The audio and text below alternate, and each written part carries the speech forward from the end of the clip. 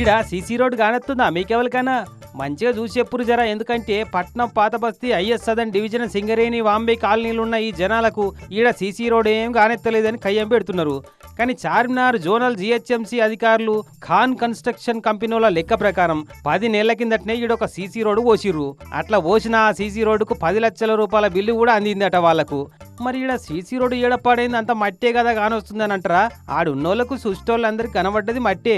కానీ అధికారులు కాంట్రాక్టర్ల లెక్క ప్రకారం ఈడొక సీసీ రోడ్డు పోసిర్రు అన్నట్టు. ఇంటుంటే గమ్మతుందిలే. కానీ జరిగిన ముచ్చట అయితే ఇదే. దొంగకు సర్ది కట్టినట్టు దొంగ కాంట్రాక్టర్ కంపెనీలకు పైసలు ముట్ట చెప్పిరట చార్మినార్ జిహెచ్ఎంసీ జోన్ అధికారులు. ఇక ఈ సంగతి ఐఎస్ సదన్ డివిజన్ కార్పొరేటర్ జంగం శ్వేత మధుకర్ రెడ్డిలు కనిపెట్టి జిహెచ్ఎంసీ కమిషనర్ ఖర్నంట్ సార్కు కంప్లైంట్ ఇచ్చుడుతోటి బయటపడ్డది అసలు కథ.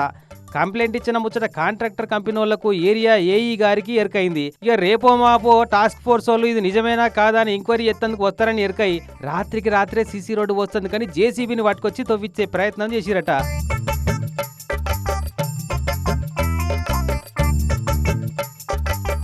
ఇక ఎట్లుంటది, ఉరుముల్లేని పిడుగులు లెక్క అర్ధరాత్రి సీసీ రోడ్డు పనులేంది, కార్పొరేటర్ అందుబాటులో లేరు, జనాలకు ముచ్చట ఎవరికి తెలియదు అని అందరు కూడి అసిస్టెంట్ ఇంజనీర్ మీద మర్రబడ్డరికి ఇట్లా.